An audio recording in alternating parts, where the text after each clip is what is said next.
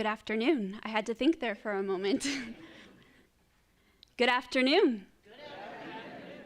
I'd like to welcome you all to the Unitarian Universalist Church of Idaho Falls, to the service of the installation, finally, of the Reverend Kevin Carson. First things first, if I could please remind you to either turn off or silence your cell phone or anything else that could make noise, since I'm happy to say, have a number of you in the church today.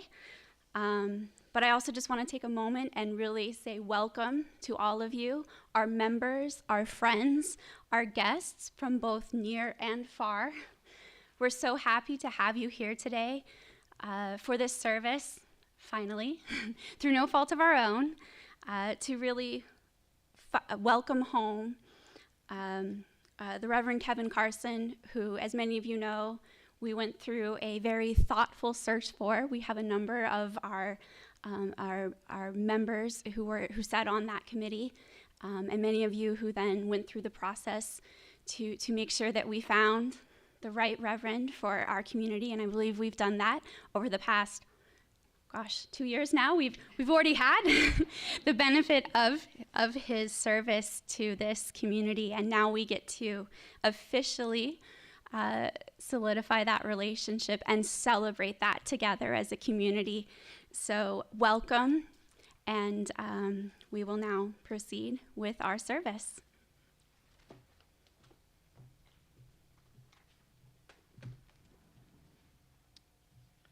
Today's chalice lighting is Connection and Commitment by Cynthia Landrum. As we kindle this flame, may it spark in each of us connection and commitment to this living tradition and to each other.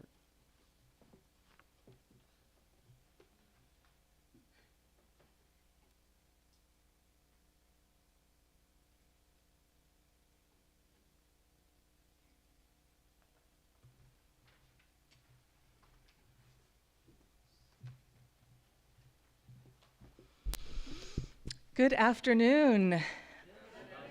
I am bringing you greetings from All Souls, New York City, which is where I hail from. And just a word of explanation before we begin. The reason that I am masked is because I live in a high-density area where the new variant is rapidly spreading. It's more contagious than ever. And I don't want to get you sick after I've flown on planes and who knows what, because many people were not wearing masks. So when you see me masked, please understand that that's for your protection. And I'm glad that you're safe and the contagion is very low here. Congratulations. But I want to invite you now to take a moment to breathe deeply as we get to breathe together again,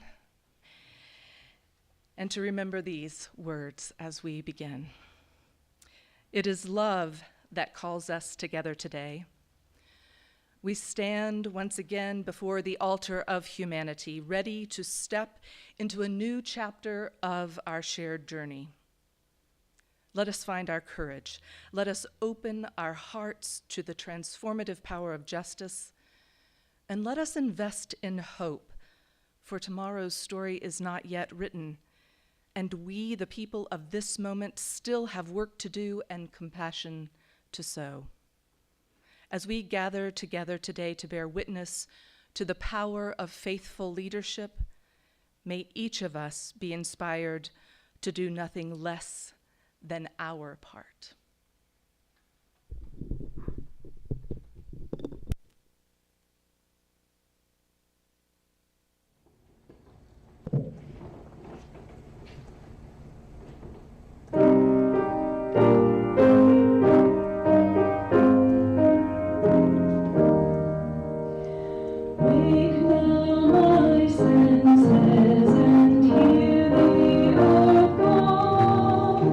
Feel the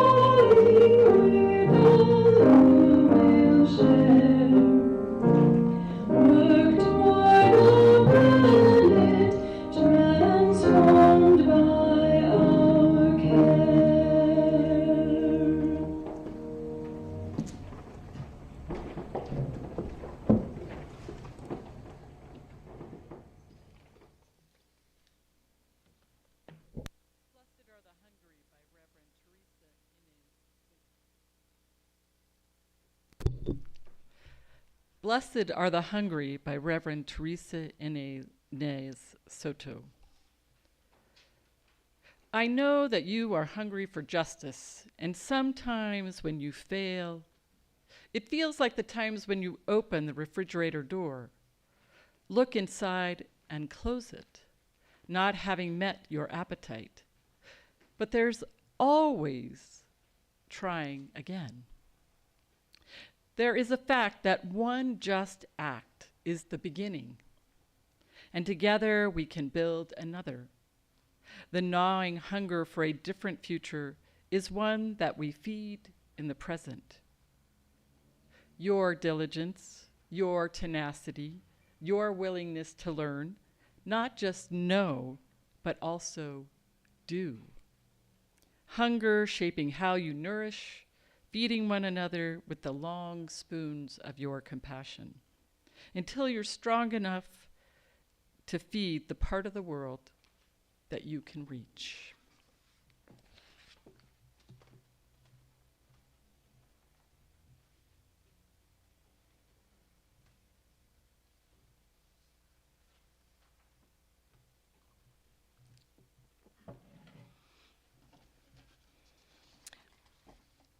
One of my favorite things to do is to have the opportunity to preach in different places. So this is one of my favorite things, and it's a joy to be with you today.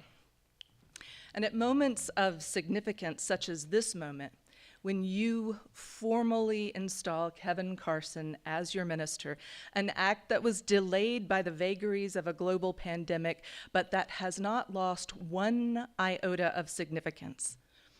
In these moments, it is our time as Unitarian Universalists, a people not of creed, but of covenant, to reflect on the state of our union. How is it with Unitarian Universalism? Whither from here? How shall we lead and follow? What good works will you and Reverend Kevin be about? At times like this, it is my job as a preacher to try to talk about who we are as a people of faith in a turbulent time. Because let us not be confused. These are the times that try our souls. There come moments in history when we are tested, when the power of our faith and our most essential values are set upon. And these days take the measure of every single one of us. Now, we may measure up, or we may fall short, and that accounting shall come at a cost. Either way, what will save us and keep us moving forward will be the quality and capacity of Unitarian Universalism in the days ahead, as expressed through the wisdom and the courage of our leaders and the determination and will of the people who are its body. Now, I hope it goes without saying that I am not talking about some generic Unitarian Universalist somewhere out there. I am talking about you. I am talking about me. I'm talking about Reverend Kevin. And I mean all of us here together today or afar. So let's take a minute and let's talk about love. Now, it's been said that Unitarian Universalists are the love people. After all, we side with love when we take action. Love is central to how we present our faith. And I feel fairly certain that there is no more familiar or generically comforting concept than love. But the question certainly must be, what do we mean when we say love?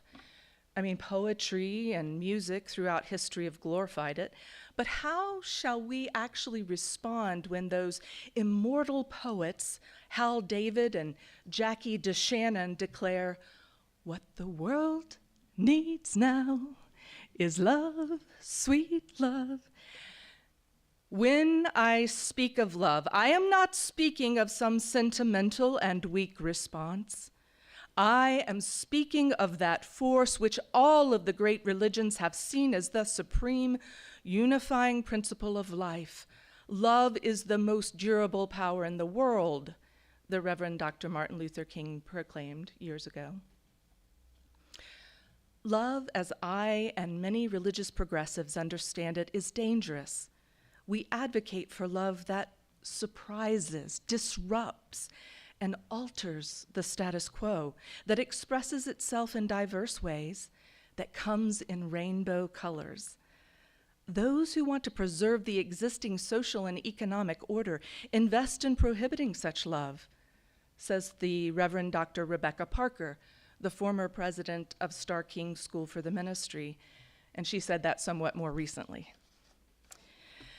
Now, we're wasting our time and indeed putting our lives and our future at grave risk if we think that getting together and talking about a comforting and warm and embracing love is what the world needs. That is not what I am talking about today.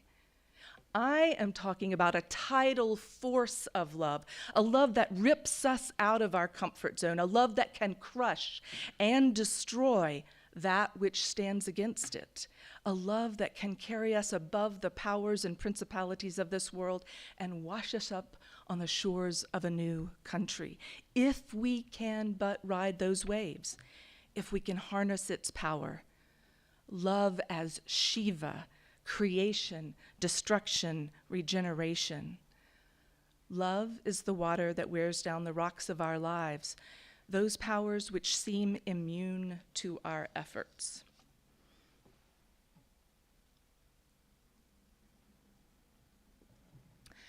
So let us agree this afternoon that the love we're talking about isn't sweet. It isn't the love that I might have for you personally. It is the creative, transformative power of life itself, which demands everything and yet is itself the source of everything we might long for. It's the source of justice. It's the source of peace. It's the source of compassion and belonging. Now, this description of love is a reflection on the question of love's power. One thing that progressives, religious or otherwise, are often accused of, and I think with some good reason, is an unwillingness to fully embrace power. This is because we may rightly be leery of the models of power that we have experienced. I mean, namely that cis heteropatriarchal and usually white supremacist form of power over that has dominion. And we progressives tend to feel it in our guts that this transforming power of love works differently, but we're hesitant. We don't know fully how to enter into it and to take it into our hands and then work with it. So too often we stand meekly aside and let it wash past us, and we demur from engaging what is, after all, the greatest power in the universe. We are timid. But we are learning, I hope. It was decades ago when Dr. King said, "The hope of the world is still in dedicated minorities. The trailblazers in human, academic, and religious freedom have always been in the minority. It will take a small, committed minority to work unrelentingly to win." The deep rumbling of discontent that we hear today is the thunder of disinherited masses rising from the dungeons of oppression to the bright hills of freedom. All over the world, like a fever, the freedom movement is spreading in the widest liberation in history. The great masses of people are determined to end the exploitation of their races and their land. They are awake and moving toward their goal like a tidal wave. You can hear them rumbling in every village. You can hear them on the street, on the docks, and in the houses, among the students, in the churches, and in the political meetings. You can hear it, I think, in the Bands Off Our Bodies rallies, in the streets as women pour out. You can see it anywhere parents fight for their transgender children, standing up to horrifying state abuse of power and stripping away privacy rights. You see it as we grapple fiercely with our understanding of our real history in this country, with how it affects our institutions and what legacy it leaves to our children. Will our Unitarian Universalist faith take hold of this power and shape it in the direction of our dreams, or will we be tumbled and washed away in an undertow? It is a question now of our courage, of our willingness to respond to rapid change by embracing not a sentimental form of love, but a power-filled one. It is a question of our willingness to be vulnerable yet strong. Our love is capable of learning as we go, of empowering new leaders, the young, the marginalized, the disabled, the queer. We are not afraid to leverage our power to amplify the voices of First Nations people, or voting rights, or living wage, or union activists. Swept up and held by the power of a world-transforming love, we understand that there are things that we must destroy before we can build a better world. And I know that this is work that you have turned your hearts to, because you've done things with LGBTQIA justice. You have a public support of Black Lives Matter. Your work right now to establish a partnership that supports older foster children, all of these show that dedication. So what I am saying, friends, is that we must not be timid. We may be afraid, but now is the time to be powerful. We are not acting alone. God's very self is, if it is anything at all, the creative, overwhelming, renewing, and transformational power of love. And what on earth are we here for, if not for that? But here's a question. What about the opposite? What is it that we are facing when we side with love? Now, the easy answer, of course, is that it's all that we resist. It's greed. It's the destructive forces of an unfettered capitalism and corporatism and an oligarchic power, all that jazz. And these are forces that, especially at moments like this, seem nearly invincible. They seem rock steady, but they really aren't. You see, the structures of society that stand in opposition to creative and life-affirming ways of being human and being a part of the interdependent web are nowhere near as sturdy and steady as a rock. They cannot be. They are gossamer structures, houses of cards maintained only by a gross complicity of oppressor and oppressed, subject to change nearly overnight when that greater power of love sweeps in. Regimes do fall, despots flee, financial systems collapse. No, those are not sturdy, they are not mountain or rock. Now, we may need our power to create change with those structures, but there's something else at work when we actually face our greatest challenge.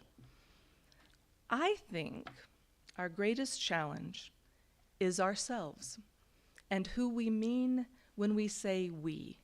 I mean that personal and collective we, our stories, our histories, our attachments. I mean, ask anyone engaged in change work, where is it hardest to root out racism? Well, in our own hearts and among our closest communities, where we privilege comfort and being nice, where we are invested in the mythos that we are the good people with no need to learn or grow, never subject to criticism. Where is it hardest to advocate for change? In our own churches, where we often spend our time on small pettiness rather than the salvation of all that can be transformed, for widening our circles so that we can include more people. And what knowledge is hardest to uncover and understand? It is our own whitewashed and carefully crafted histories.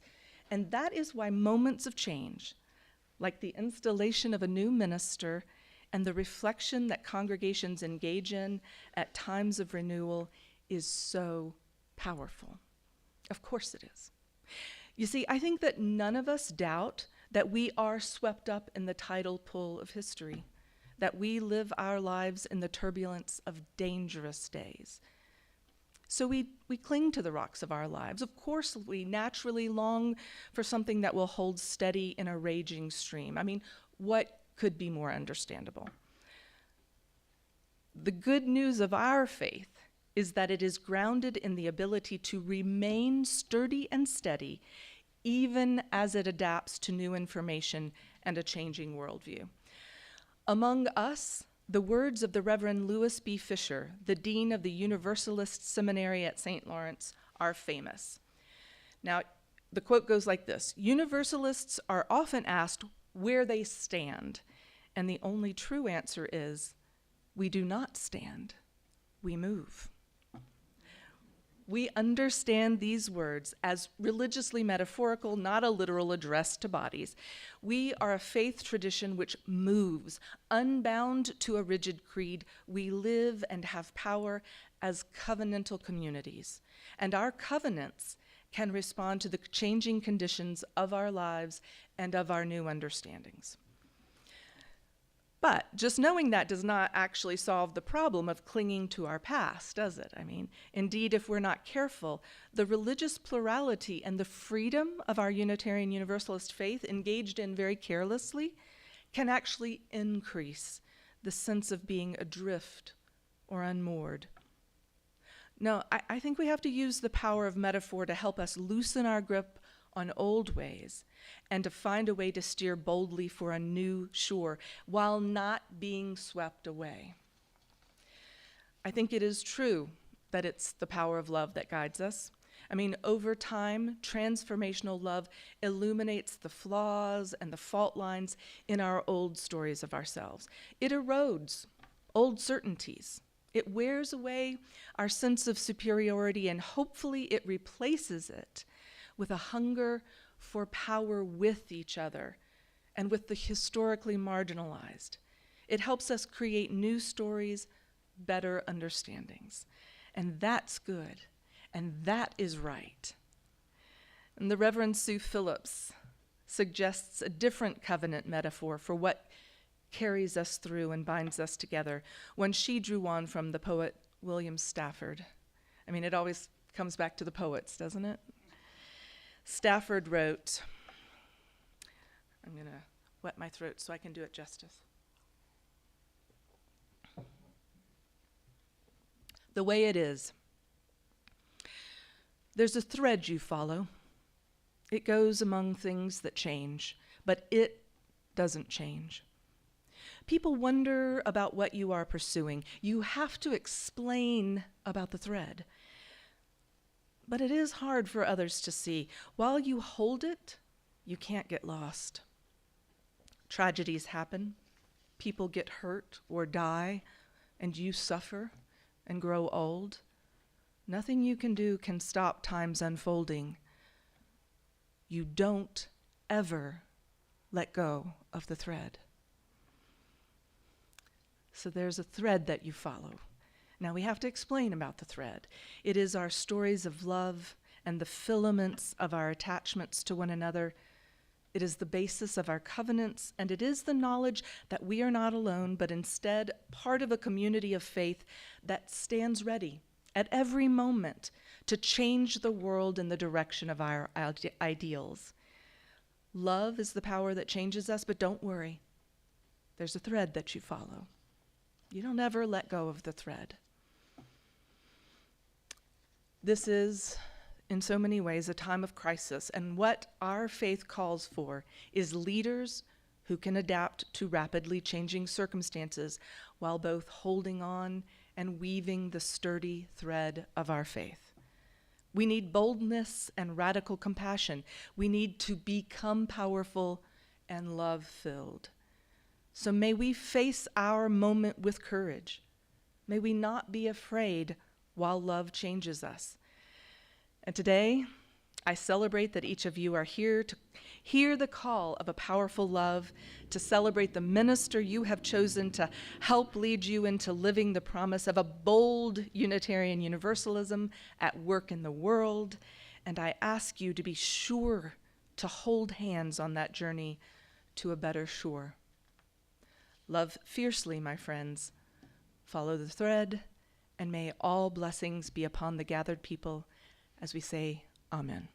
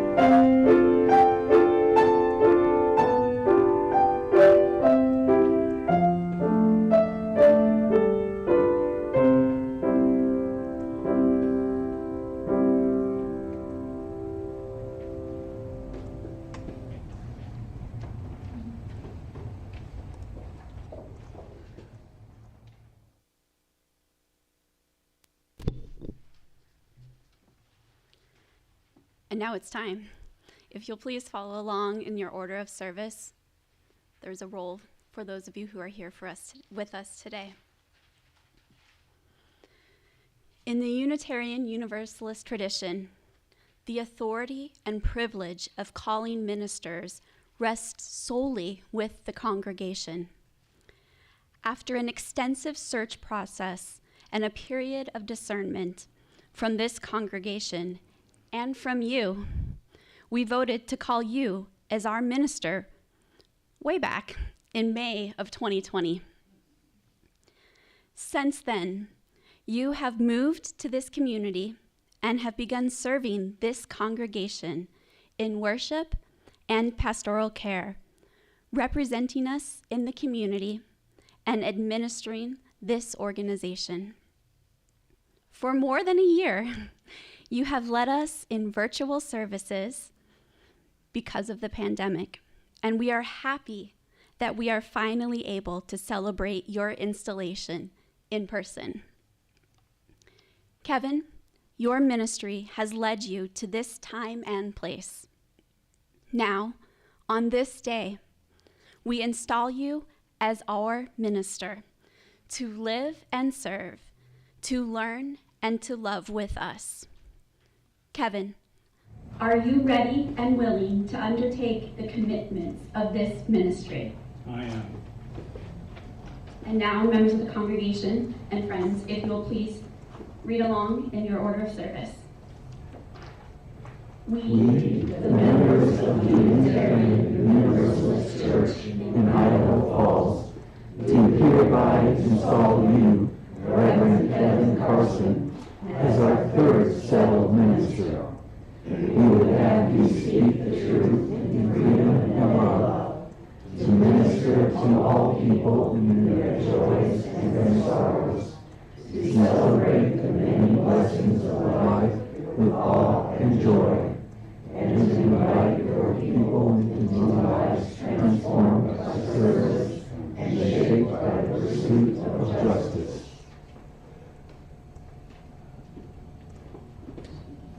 I invite all those gathered here and anyone watching online to rise and join the members of the congregation in affirming this installation.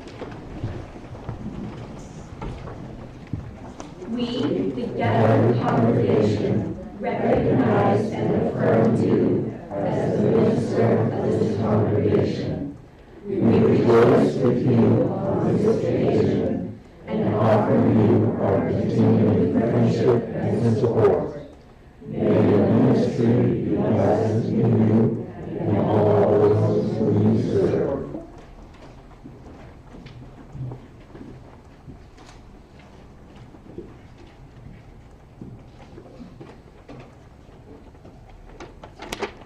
With profound gratitude for those who have come before me, trusting in the strength, grace, and guidance of that power which has called me forth from among us, and with your continuing support, I joyfully take up the ministry into which you have called me.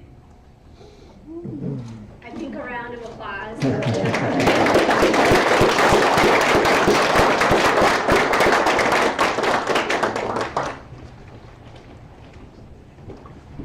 Now we have a gift for Reverend Carson on behalf of the congregation. I'll step around so everyone can see it, but I first wanted to note some of the beautiful detail. I'm trying to hold it up to the camera. This was very lovingly made by a member, Catherine Giovanna. And there's some symbolism here. You can see a river. It's the Snake River. And I believe the print is, I'm going to mess it up now, but a pine or or a fir print representing both the beautiful nature we have around us and Reverend Carson's love of nature, which is part of what I think drew him to this congregation. So.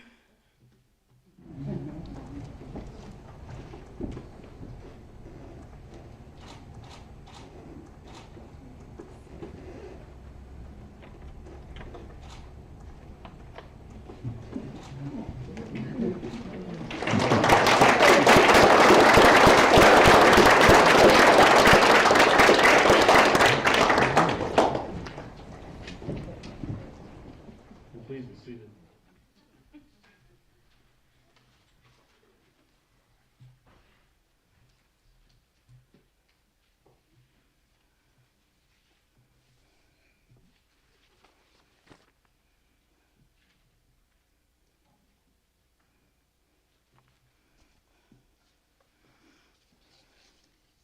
Friends, I bring greetings and heartfelt congratulations on behalf of your sibling congregation, Pocatello Unitarian Universalist Fellowship. What a joyful time of celebration this is, marking your commitment to begin just over 2 years ago as your search committee and the Reverend Carson met, all online. Together you explored your dearest hopes for Unitarian Universalism as we move into the 21st century. Reverend Kevin invited me to offer the charge to the congregation today. It is an honor to do so. Dear ones, I offer this charge. First, remember and know this, that your voice in Idaho is truly water in a desert. We are experiencing a spiritual drought, and your neighbors desperately need the waters of Unitarian Universalism, the covenant that we humans make with one another to leave no one thirsting. You are offering that life-giving sustenance to your Sunday programs and your justice work in the public sphere. Keep that always in the front of your minds, and remember, all your best aspirations for doing that work is what brought you into partnership with Reverend Kevin. Second, a bit of a cautionary charge. As Unitarian Universalists, the waters we offer are rich with nourishment. And those same waters have deep, deep layers of sediment, which we are just entering the cusp of fully understanding. Our sediment is a mix of cultural history, of colonization, of governance, of paternalism, of privilege. So the cautionary charge here is to balance the responsibility of bringing the life-giving waters with the humility and courage to explore those depths together and to learn about the sediment. Third, trust yourselves, trust your choice in a minister. You planned, you worked at it, you chose wisely. Reverend Kevin is here because he also saw that you did your due diligence. And he agreed with your assessment. He felt the connection, that his vision and his passion align so well with your own. When you remain grounded in trust, that path opens and widens for learning and growing together. Fourth and last, care for your minister. Care can take different forms, so I will just share this way.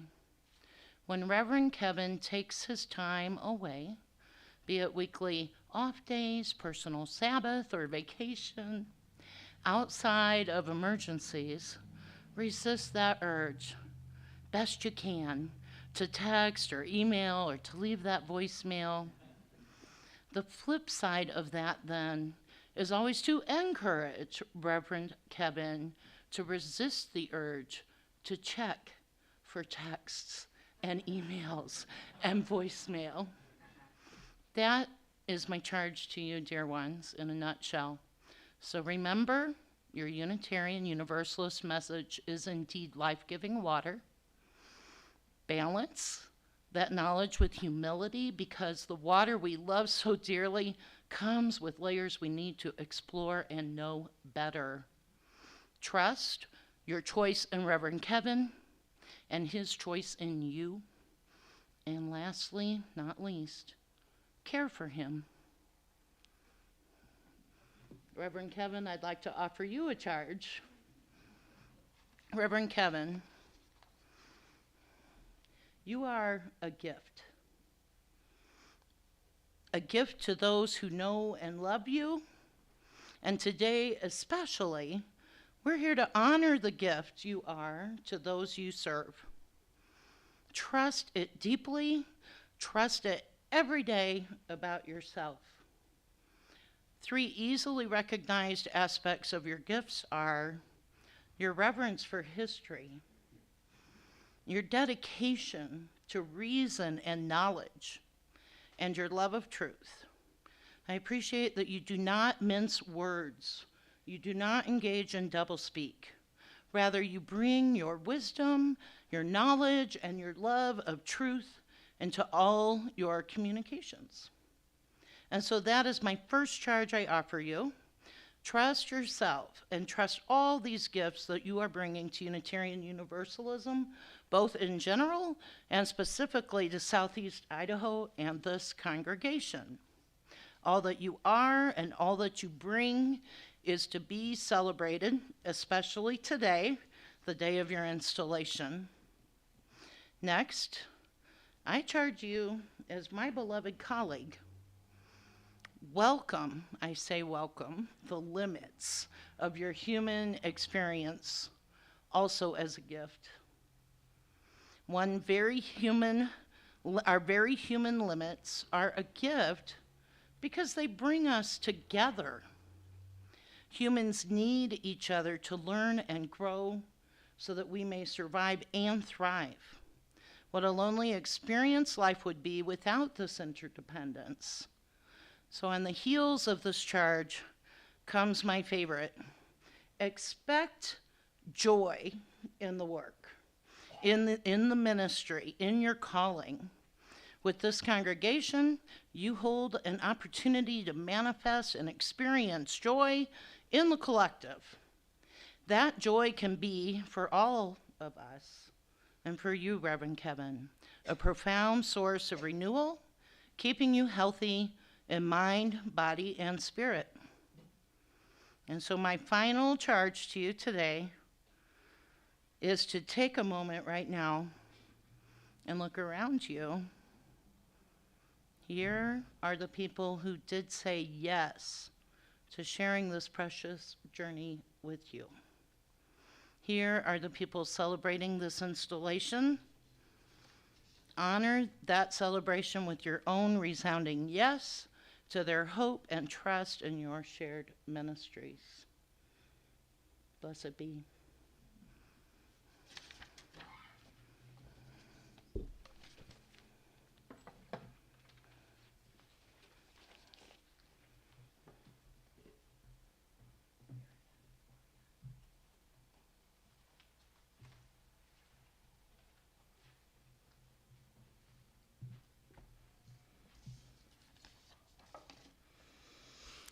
A joyful day.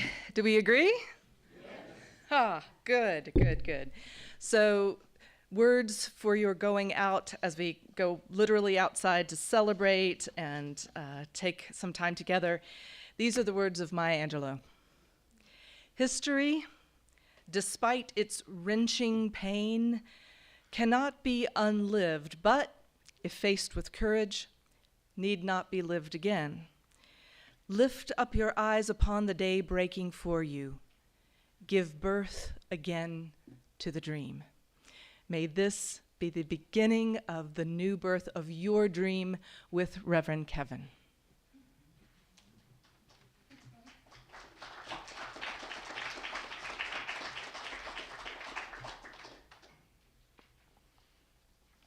Please join me in saying the words. They should be in your order of service for extinguishing the flame. We extinguish this flame, but not the light of truth, the warmth of community, or the fire of commitment.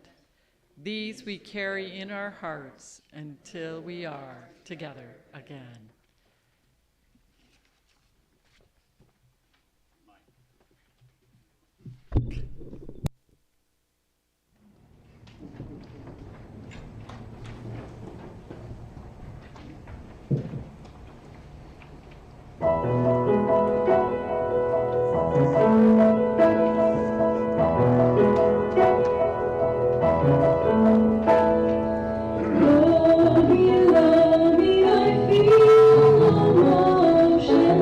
Standing on these mountains and plains,